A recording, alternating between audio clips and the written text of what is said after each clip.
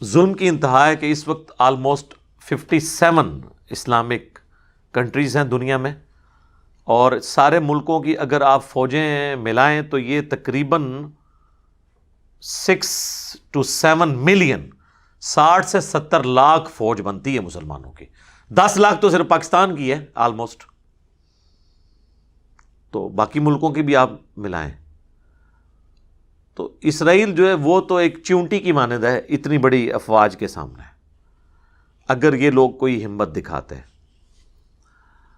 انہوں نے وہی کیا جی، اجلاس بلا لیا OIC کا، جسے کہتے ہیں وہ OIC، organisation of Islamic countries, اور بس اس میں وہ قرارداد مذمت اور UNO کو بھی اپروچ کیا، لیکن وہاں پہ آپ کو پتہ ہے امریکہ نے ویٹو کر دیا، لیکن امریکہ کے خلاف کوئی بیان دینے کے لیے تیار نہیں ہے، امریکہ کے سفیر کو کوئی واپس بھیجنے کے لیے تیار نہیں ہے.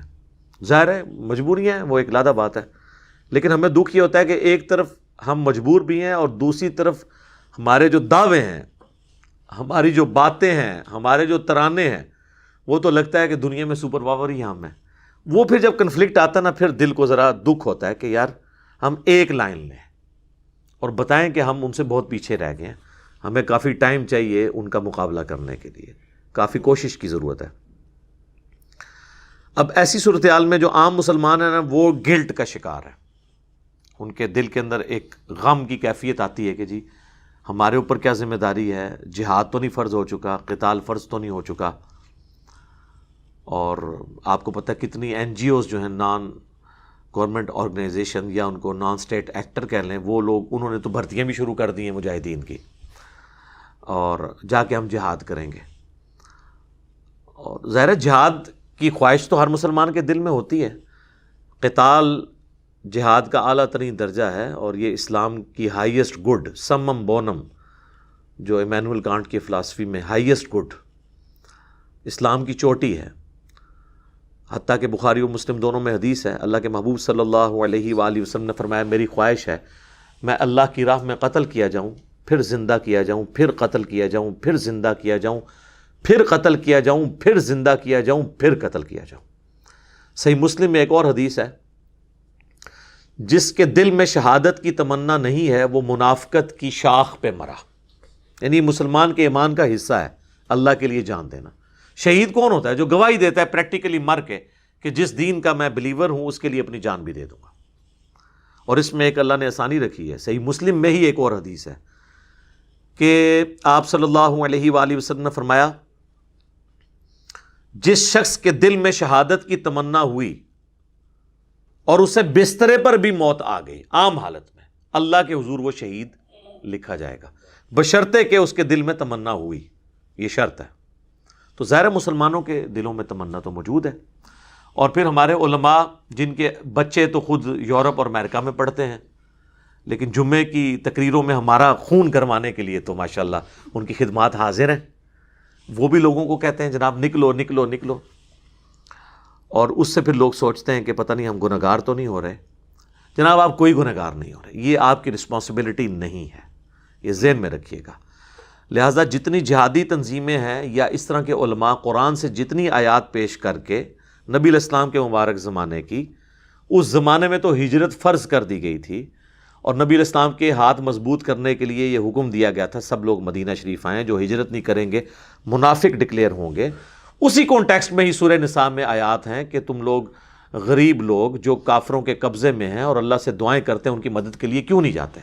ان آیات کو لے کے آج کے دور میں اپلائی کرنا، ان مسلمانوں کا کرنا جو ایک دوسرے کا گلا کاٹتے ہیں، تو ان کی کریڈیبلٹی کہاں تک ہے؟ اس وقت تو مسلمانوں کی تعداد تھوڑی تھی، تو ہر بندے کے اوپر جہاد کرنا فرض تھا. سیدنا عمر نے اپنے دور خلافت میں کوئی ایک جنگ بھی لڑی ہے؟ تو یہ آیات ان کو بھول گئی تھی، اس لیے کہ انہوں نے جنگ کے لیے فوج قائم کر دی تھی، کوفے کو فوجی چھاونی ڈکلیئر کر دیا تھا. قادسیہ اور یرموک میں سیدنا عمر خود نہیں گئے ہیں، آپ نے فوج روانہ کی ہے. تو آج بھی یہ فوج کا کام ہے، کسی جہادی تنظیم کا نہیں ہے کہ وہ پرائیویٹ مجاہدین بھرتی کرے.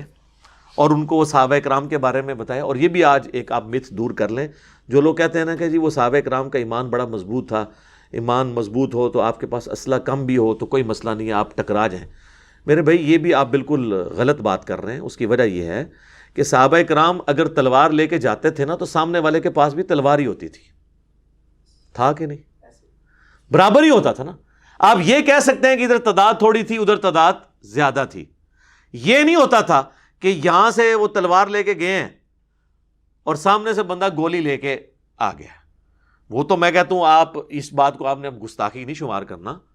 چلے میں صحابہ کرام کی مثال نہیں دیتا ہوں, میں کہتا ہوں بہت پارسا قسم کے علماء بزرگان دین یا ان سے بھی بڑے مرتبے کے 1,00,000 لوگ بھی لے آئیں اور سامنے ایک یہودی فوجی کھڑا ہو جس کے ہاتھ میں کلاشن کوف یا اس سے کوئی لیٹسٹ اسلحہ ہو, یہ سارے تلواریں اٹھائی رہ جائیں گے تو یہ لاکھوں کی لاشیں ہی آپ اٹھا کے لے کے آئیں گے, ایک یہودی ان سب کو مار دے گا. لیکن صحابہ کے زمانے میں یہ نہیں تھا. اگر وہ رومن سے یا پرشین سے لڑے ہیں نا تو ایک تلوار کے مقابلے پہ دوسرا جب بندہ آتا تھا تو ایک تلوار کے مقابلے پہ ایک تلوار ہوتی تھی, 1 to 1 مقابلہ ہوتا تھا. یہاں پہ آپ ڈنڈے, لاٹھیاں, زیادہ سے زیادہ کوئی رائفل اٹھا کے لے جائیں گے. ان کے پاس لیزر گائیڈڈ گنیں ہیں, ایئر سٹرائکس ہیں ان کے پاس. تو لہذا یہ بھی کہانی کرانی اب اپنی عوام کو بند کرتے ہیں. صحابہ کرام اور ان کے مخالفین ایک جوڑ کے تھے لڑائی میں, دونوں کے پاس ایک طرح کا اسلحہ تھا. ورنہ مجھے بتائیں آپ 1,00,000 بھی آپ تلوار والے لیں, سامنے سے ایک بندوق والا آ جائے وہ سب کو مار کے چلا جائے گا, قریب آنے ہی نہیں دے گا.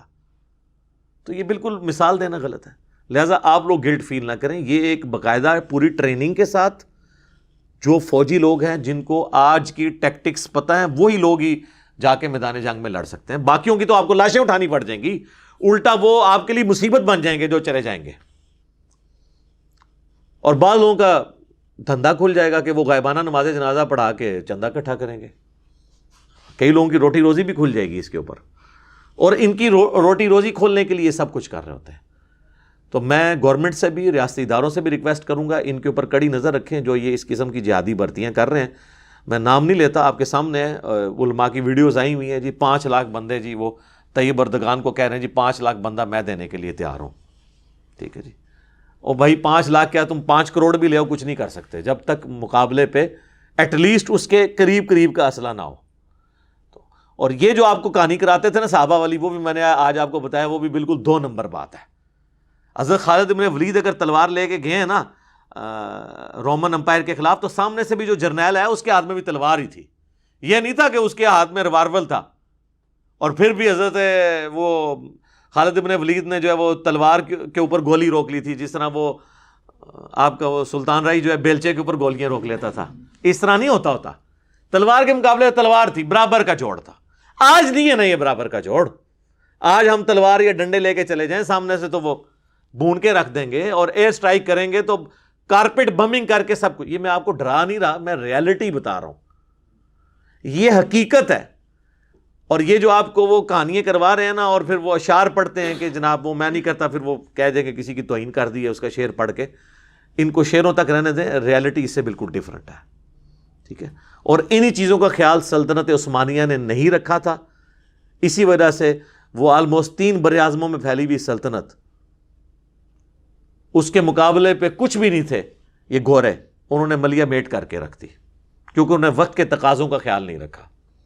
یہاں پہ علماء اور بزرگان دین بس یہی دعائیں کرتے رہ گئے کہ دشمن کی توپوں میں کیڑے ڈال جائیں. ان کو کیا پتا تھا کہ کیڑے تو توپوں میں نہیں ڈال سکتے نا میرے بھائی. ٹھیک ہے نا, تو یہ انہی چکروں میں رہے. کسی نے کہہ دیا کہ جی یہ جو اسلحہ یوز کر رہے ہیں اس میں خنزیر کی چربی استعمال ہوتی ہے.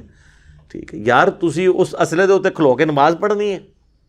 تو اس طرح کی باتیں کر کر کے نا سلطنت عثمانیہ کی ناکامی کی چند بڑی وجوہات میں سے ایک یہ بھی تھی کہ وقت کے تقاضے وہ نہیں بھانپ سکے تھے. تو ان چیزوں کو بھی دیکھنے کی ضرورت ہے. یہ جو آپ کو کہتے ہیں نا چڑھ دوڑے ان کے اوپر, کچھ بھی نہیں ہونا میرے بھائی. اس طرح کرنے سے کچھ بھی نہیں ہونا. آپ عقل کے ناخن رہیں, جو صحیح بات ہے. باقی عوام الناس تو میرے بھائی ذمہ داری پوری کر رہی ہے. ہم صابن کی ٹکیا سے لے کر, اپنی ماچس سے لے کے, اپنے موٹر بائک کے پٹرول سے لے کر, ایک ہمارے ناردرن ایریا کی چوٹی پہ بیٹھا ہوا ایک غریب آدمی جس کے لیے 1 لیٹر مٹی کا تیل خریدنا بھی ایک ایشو ہے, اور وہاں پہ وہ لکڑیاں جوڑ کے اس پہ مٹی کا تیل ڈال کے اپنی ہنڈیاں پکاتا ہے، وہ بھی اتنا ہی ٹیکس دے رہا ہے مٹی کے تیل کے اوپر جو یہاں پہ ہونڈا سیوک والا دے رہا ہے. یا وہ اور کون سی گاڑیاں آج کل جو مولویوں کی نظر آ رہی ہیں، V8 فارچون، من تو نام ہی نہیں آتے، اللہ شکر ہے میرے کو موٹر سائیکل ہے جی، کیا فارچونر کو غلطی نہ کر لیں، وہ بھی انہیں ہی ٹیکس دے رہے ہیں. جب یہ حالت ہے تو یہ سارے کا سارا ٹیکس جو لوگ کہتے ہیں ٹیکس نہیں دیتے، 40 انڈائریکٹ ٹیکسز ہیں جو ہر پاکستانی دے رہا ہے، آپ اس کی جیب سے اس کی اجازت کے بغیر نکال رہے ہیں. 40 کے قریب ٹیکسز، ہر چیز کے اوپر تو ٹیکس لگا ہوا ہے. تو یہ ٹیکسز سے ہی ہمارے ریاستی اداروں کے بجٹ میٹ ہو رہے ہیں. تو ہر پاکستانی آلریڈی جہاد میں حصہ ڈالے ہوئے ہیں. فوج میں بھی تو سارے بندے تو نہیں آگے جا کے لڑتے، آگے جو جا کے لڑ رہا ہے وہ یہ کہہ سکتا ہے یہ پیچھے جو دوسرا فوجی روٹیاں لگا کے بھیج رہا ہے اس کی کوئی قربانی نہیں جہاد اور قتال میں، بھائی وہ روٹی نہ بھیجے تو بھوکا مر جائے گا آگے، اس کی بھی ذمہ داری ہے. اور جو روٹیاں لگا رہا ہے نا اس کو آٹا کون پرووائڈ کر رہا ہے، ایندھن کون پرووائڈ کر رہا ہے، اس کو مہینے کا خرچہ کون دے رہا ہے؟ میں اور آپ اپنے ٹیکسز کے ذریعے. لہٰذا ہم بالکل عہدہ براں ہیں اس حوالے سے. عوام الناس کی ذمہ داریاں کیا ہیں وہ میں اینڈ پہ بتاؤں گا. اس حوالے سے کوئی عوام الناس کی ذمہ داری نہیں ہے کہ وہ گھر بیٹھ کے تو گلٹ فیل کرے اور کسی وہ جہادی تنظیم کے ہاتھ لگ جائے اور کل کو FATF کی جو تلوار لٹک رہی ہے وہ لٹکتی ہوئی تلوار کسی بھی وقت پاکستان کے اوپر گر سکتی ہے، ابھی تو لٹک رہی ہے. اور پچھلے ایک دہائی کے اندر آلموسٹ ہم نے جو فوجی آپریشنز کے ذریعے کامیابیاں حاصل کی ہیں خصوصاً ضرب عصب اور رد الفساد کے ذریعے، وہ ساری ہماری فوج کی قربانیاں پھر زیرو سے ملٹیپلائی نہ ہو جائیں.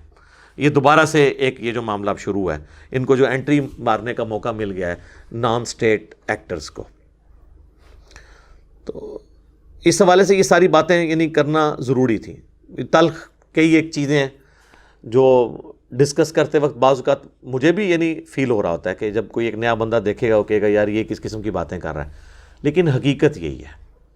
وہ اگلے دنوں بھی کسی نے وہ ایک لطیفہ انہوں نے مجھے بتایا، وہ شیئر کیا ہوا تھا، لیکن یہ ہے زبردست بات ہے کہ مسجد میں نماز پڑھتے ہوئے جو پہلی صف والے بابے ہیں وہ تو امریکہ کی اور اسرائیل کی تباہی کی باتیں کر رہے ہوتے ہیں، اور جو پچھلی صف والے بچے ہیں وہ امریکہ کے ویزے اور گرین کارڈ کے لیے دعائیں کر رہے ہوتے ہیں.